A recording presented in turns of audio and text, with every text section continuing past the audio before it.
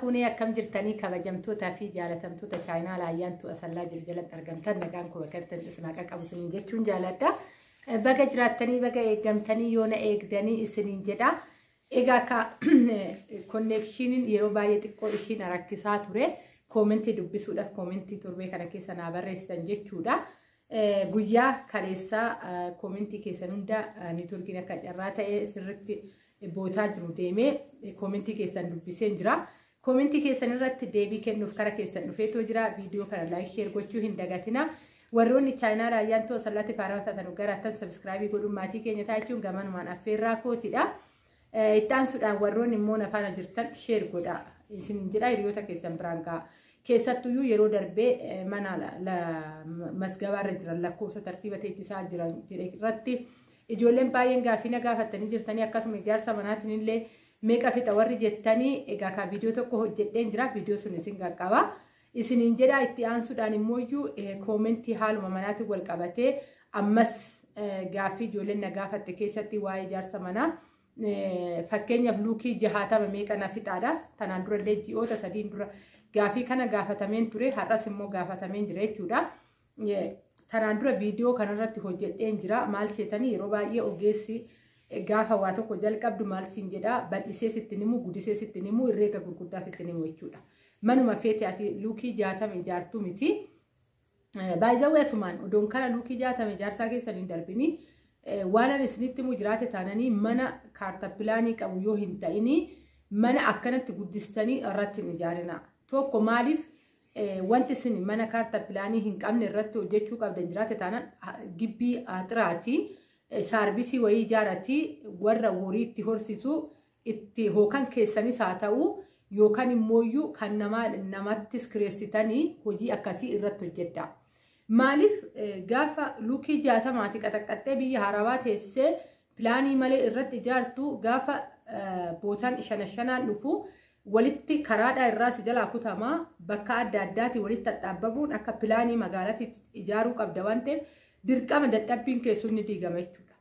Maaliif hatta lakkoofsa baay'inaan amma manneen caraqaa jedhaman lakkoofsa warra qabanidha. Warra bishaan galeef warra maabiraatiin galeef deebisee immoo pilaanii isaa ijaarsa pilaanii magaalaa kan hin eegne baay'eetu jira jechuudha. Isa san kun hoggaa diigamu akkanatti mana nurratti diigame jedhanii boru boo'uun ni jira. Kana seericha illee beekuun dirqama isiniin jechuufan kan hoggaan jedhu waan biraa keessa seenuu sun ta'e ijaarsa manaatiin jaalatus jibbitus manni tokko pilaanii magaalattii sanii fakkaachuu qaba. Ati qofti waan biyya Arabaatti dadhabdee dhufteef magaalattiirraa pilaanii addaa qabaattee jiraatta jechuufi miti. Kana sirriitti of eeggannoo godhaa haxirii waa xirsistaan rakkoo hin qabu.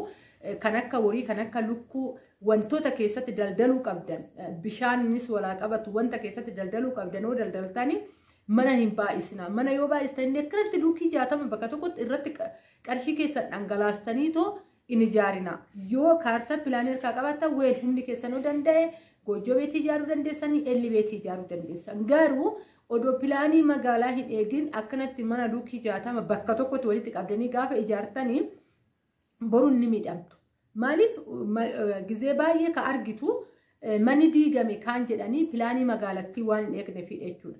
Amma fakkeenyaaf naannoo ani jiraadhu kanatti amma magaalaa jala oolee jira. Ture erga magaalaa jala oolee aanaan hin jiru. Aanaan karaa magaalaatti duraan gandi immoo magaalaatti citeera. Amma gandi hin jiru magaalaa deemta waan barbaadu daafu jechuudha Adaamaa.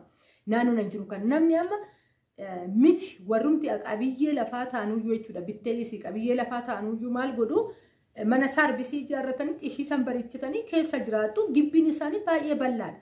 Achi keessatti waan barbaadan kan kireessutu jira. Mana ijaaranii saarbisii ijaaranii warri kireessu danuu ture jechuudha. Naannoon hin jiru kanatti ni kireeffama. Namni kireeffatee taa'u maaliif hojiidha.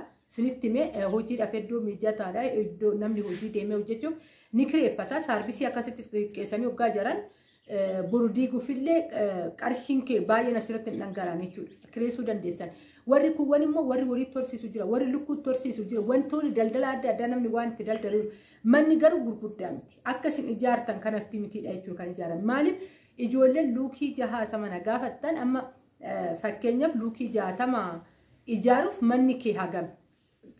Waan feesoo ta'e jechuudha. Lafa qabiyyee lafaa yoo hin ta'e warri bite lafatoko gabitti ati kaariyaa gabeete bitti gaafa shanshanaan dhufe dhibba tokkoo fi 40 ol siif hin kennamu jechuudha. Kun karaatti kaanitti sirraa diccita jechuudha.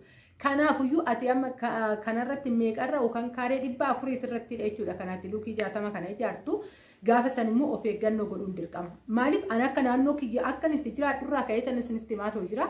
Anama fakkeenya bootaa nan qaba. Bootaan kiyya bal'aadha. Garuu guutuu isaati irratti ni ijaarre. Maaliif booda pilaanii magaalaa haa eegu gaafa naan jedhan maaliif hanqarshii koo bilaasha balleessa. Garuu mana itti jiraadhu waaqayyo haa galatomu nan qaba. Kutaa hirribaa nan qaba. Saaluunii nan qaba.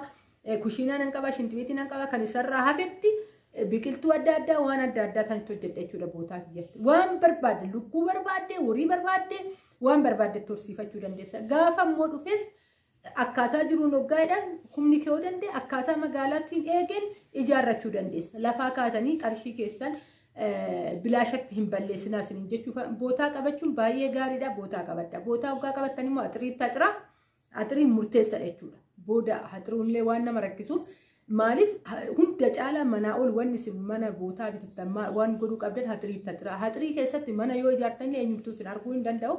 Yoo ijaartan immoo saarbisiiwwan ijaaruu qabdanii feetan kireessitanii feetanitti hojjetanii feetan waan barbaadan dalagdanii. Warroonni akkanatti meeqa fixanaan jettan. Warri immoo kaartaa pilaanii itti baafattanii too harka keessan jiru pilaanii magaalattiitiin harka keessan jiru wanta barbaadan irratti ijaaruu dandeessanii isiniin jechuun jaaladha. Kana amma fakkeenyaaf naannoo keenyatti akkas godhaa jira namni haxiraa warri bite warri amma fakkeenyaaf naannoo biraatti dhufee too bitu baay'eetu jira jechuudha. Amma maaliif keessattuu saffisaan deemaa jira magaalaa jala waan oolteef waan ta'eef namni dafee bitee maal godhaa haxirii san keessatti yeroo feete ijaaruu dandeessaa. Haxirii erga haxirteen booda meeshaa kee yoo ol galfattu eenyumtuu sin arguu maal gootu garuu mana gurguddaa yoo ijaarte kisaaradha. Amma fakkeenyaaf warri goojjoo beetii ijaare hin jira. Maaliif sababa abbaa qabeenyaa ta'anii too piroojeektii adda addaa ijaaraa jiranii warri akkasitti ijaaree hin jira. Naannuma kana jechuudha goojjoo beetiin ni jira. Safar mana hin jiraadhu kana maaliif isaan immoo akkuma tanaan dura viidiyoo jedhee isinitti argisiise warshaawwan adda addaatu jira. Isaa wal qabatee warroonni qabeenya ofii isaaniiti fakkeenyaaf amma addunyaan irra jiru kun kaartaa keessa jira. Maaliif ana fuuldura qaxitaa tartiiba kiyyaan warshaalee lamatu jira waan ta'eef jechuudha. Lafti gizee kaa'u bakka tokkotti ka'a waan ta'eef garuu ho'aan immoo akka naannootitti akkuma saarbisiin ijaarradhee jiraadha jechuudha. Kanan isiniin jechuu jaaladha. An dhugaa jirtuun isin dhoksine. Maaliif waan hin jirre ani kiyya kaartaa qabaa pilaanii qabaa maaloo dhee sobuu hin barbaadu. Kanan itti jiraadhu isinitti himaa jira. Dhugaan itti jiraadhutu kanaadha. Isiniin jechuufan immoo deebisee yeroo darbe naannoo kam jiraattaa naannoo kamittidha lakkoofsi kan kenname jettanii jirtanii booloo daawol karaa adulaalaa yeroo darbeedha xumuramee jira. Inni kan yeroo darbee immoo karaa akka adii yookaan karaa ganda gaaraa darbitanii too jechuudha. Yookaan karaa boolee achirra darbitanii hoggaa deemtaniidha jechuudha.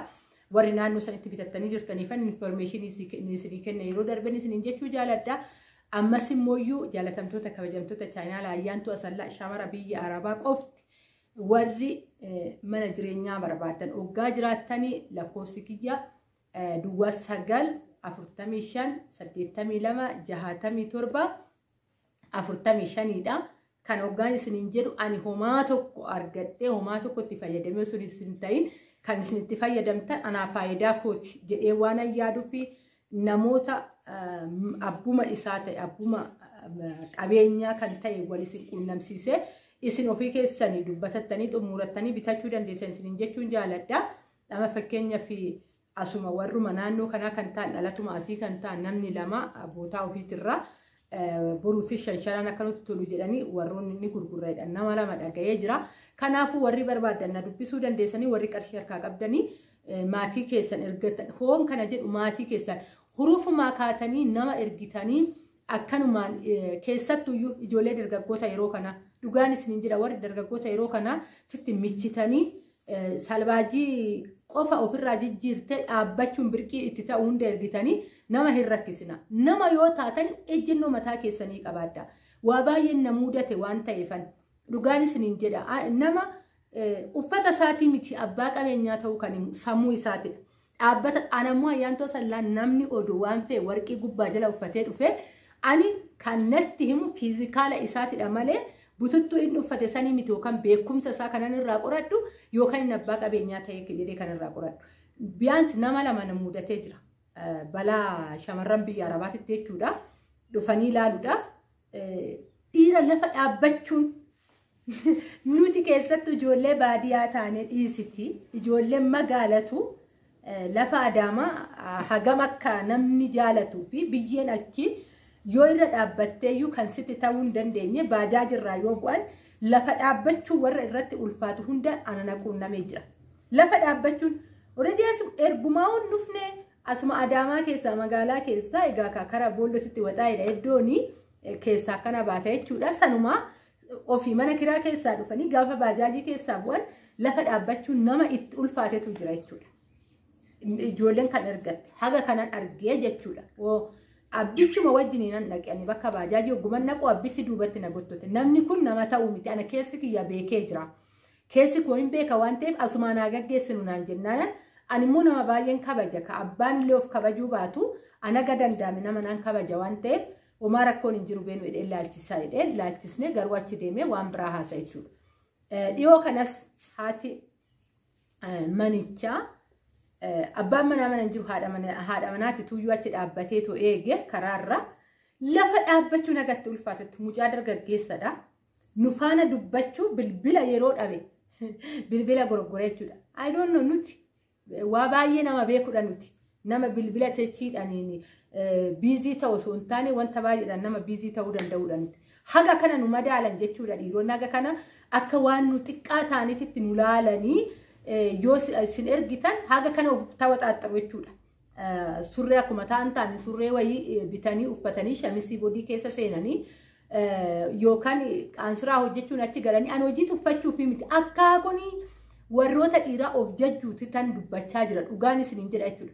Kanaaf hoo nama ergitan eenyu akka ergitan adda baafadhaa beekaa. Dhugaan isiniin jedha haati sun kan itti argisiisuudhaatti namoota baay'ee nama karaarraa qabee guddisu ijoollee baay'ee nama guddisu ijoollee baay'ee nama barsiisu nama hiyyeessa kabaju nama masoobii ishee abbaan feeseenee nyaatuu danda'u akka inni of waxaaxiree of tuttuulee haadha safuun dura dhaabbate na ajaa'iba jechuudha. Yeroo darbe namni ergate shamaree wayiitillee ergattee jechuudha.